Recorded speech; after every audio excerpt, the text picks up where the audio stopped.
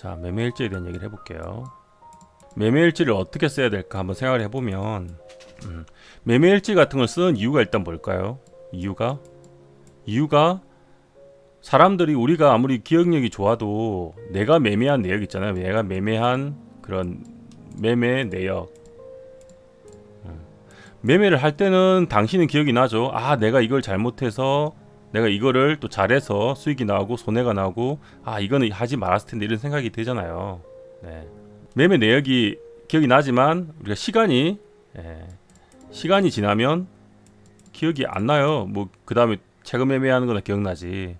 근데 이걸 쓰는 가장 큰 이유 중에 하나는 뭐냐면, 이유는 사람은 그런 얘기 들어봤죠. 같은 실수를 계속 반복해요. 자기도 모르는 사이에.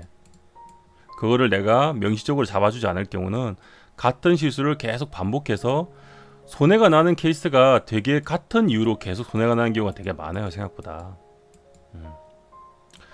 주식을 하면서 내가 실력이 올라간다는 의미가 뭘까요? 주식을 하면 어떤 사람이든 간에 자기가 정석적으로 하는 사람은 매매를 할 때 어떤 원칙이 있을 거고, 그죠? 매수나 매도에 혹은 대응에 기준이 있을 거란 말이에요. 이러할 때 내가 사고, 이러할 자리에서 내가 팔고, 또 이렇게 내 예상대로 안 갈 때 판다, 그런 걸 얘기하는 거예요.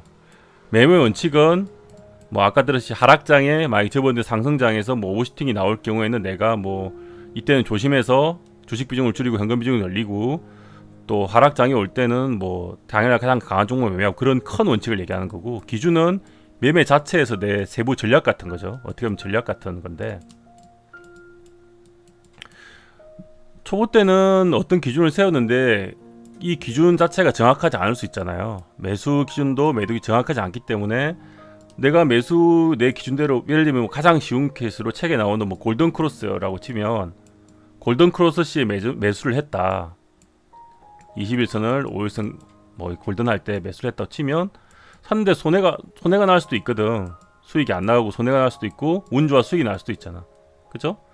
근데 이제 이것만 보고 매매하는 것보다 주식을 공부하다 보면 이평선을 보고도 하고, 거래량을 보고도 하고, 뉴스 재료를 보고도 하고, 수급을 보고도 하고, 여러 가지를 보고 한단 말이에요. 지지와 저항도 판단을 하고. 근데 처음엔 이게 안 되고 이 중에 몇 가지 이제 해서 했는데 실수가 하고, 어떨 땐 잘 될 수도 있지만 안 될 때가 있잖아요. 그러면 뭔가 내 이런 기준을 세운 것 중에 내가 잘못 세운 게 있을 거고, 그죠? 그런 걸 이제 매매를 하다 보면 알게 되는데, 이제 그런 원칙들을 이 매매 일지를 쓰면서 내가 실패했던 내역을 분석하고 성공한 내역을 분석하면서 이거를 수정해 가는 거예요. 수정을 해 가는 거예요. 그럼 결국은 뭐냐면, 내가 초보에서 중수를 거쳐서 고수가 된다는 거는, 내 매매 기준을 계속 조금 더 확률 높은 자리를 내가 알 수 있고, 베팅할 수 있는 그런 자리들을 점점점 정교하게 알 수 있게 여러 가지 이런 포인트들을 합쳐서 어떤 기준을 만들었을 거 아니에요. 그러니까 이런 걸 계속 수정하고 개선해 나가는 그런 과정이라는 거죠. 그래서 나중에 되면 내 기준을 갖고 매매했는데 처음에는 성률이 뭐 50% 정도밖에 안 나왔어.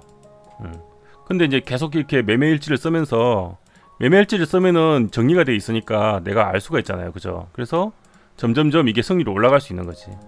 내 매매 기준이 점점점, 매매 전략이나 기준이 완벽해질수록 나중에 이게 70% 가고, 그러면 결국은 내 실력 자체가 계속 올라가는 거죠. 물론 이것만으로 중수 고수라고 정확히 개념할 수는 없는데, 이제 마인드도 중요하고 여러 가지 다른 요소가 있기 때문에, 하지만 결국 가는 과정에서 있다는 거죠. 그래서 매매일지를 쓰는 거고, 쓰는 이유는 그래서 쓰는 거고요. 내가 단순히 오늘은 종목을 뭘 사서 오늘은 벌었다, 잃었다, 이게 중요한 게 아니에요. 벌고 이런 게 중요한 게 아니고, 이걸 핀트로 쓰는 게 아니고, 왜? Y를 알아야 돼. Y. 왜 벌었고 왜 이렇냐. 막 산 게 아니고 내가 어떤 기준을 갖고 매수를 했을 거 아니에요. 그죠? 그럼 그 기준을 일단 적고 어떤 이유로 매도를 하든지 수익을 내든지 아니면 손절을 했을 거 아니에요. 그죠? 그리고 이 손절에 대한 것도 내가 생각한 범위가 맞는지도 중요할 거고 어떤 이유로 샀고 어떤 이유로 팔았고 이걸 적어야 된다는 얘기예요. 물론 당연히 단가나 이런 것도 차트도 같이 이 일봉하고 최소한 분봉 정도는 내가 어디 샀는지 표시를 한 다음에 같이 이렇게 적어도 이게 스크린샷을 해가지고 같이 기록해두면 좋겠죠. 그럼 시간이 흘러도 날짜별로 이렇게 정리해 두면 내가 어떤 종목을 매매했고 어떤 실수를 했고 어떤 건 잘했고 그런 걸 알 수 있는 거예요. 그러니까 손해본 것도 적고 수익 난 것도 적는 거예요. 두 개 다. 손해본 것도 적고 수익 난 것도 적고 대신에 단순히 벌었다 잃었다가 중요한 게 아니고 내가 들어갈 때 내 원칙이 정확하게 잘 지켜졌는지를 보는 게 일단 중요하고 내 원칙이 있을 거 아니야. 매매 기준이 있을 거 아니야. 그게 잘 지켜졌는지 일단 보는 게 중요하고 그리고 만약에 뭔가 원칙이 약간 미흡해서 내가 실수한 거 이번 매매에서 깨달았어. 아 이건 이러면 안 되는구나. 그러면 그걸 수정해가지고 수정해서 그 매매일지 한 켠에 내 매매 원칙, 매매 기준도 같이 적어놔요. 그래서 이것도 업데이트 하는 거야. 이것도 업데이트를 하는 거라고. 내가 이번에 깨달은 게 있으면. 그렇게 하다 보면 결국은 내가 그 사람이니까 계속 반복하는 이런 실수들이 점점점 줄어들어요. 그럼 뭐 주식 잘하는 고수가 따로 있어요? 실수 점점 줄어든다는 얘기가 손해가 나더라도 내가 충분히 다음에 한두 매매에 복구할 정도로 바로 그냥 대응도 잘할 수 있고 그죠? 그리고 크게 오늘처럼 이렇게 크게 맞는 경우를 피하는 방법도 익히게 되고 그럼 그게 결국 주식을 점점 잘해지는 거잖아요. 내가 고수로 가는 거잖아. 점점점 내 매매 계좌도 안정적으로 될 거고요. 처음엔 들쑥날쑥 하더라도 이런 매매 그 과정을 수정해 감으로써 점점점 좋아지니까. 정리를 하자면 일지를 쓸 때 단순히 오늘은 뭐 샀는데 벌었다 잃었다 이게 중요한 건 아니라는 거고 그죠?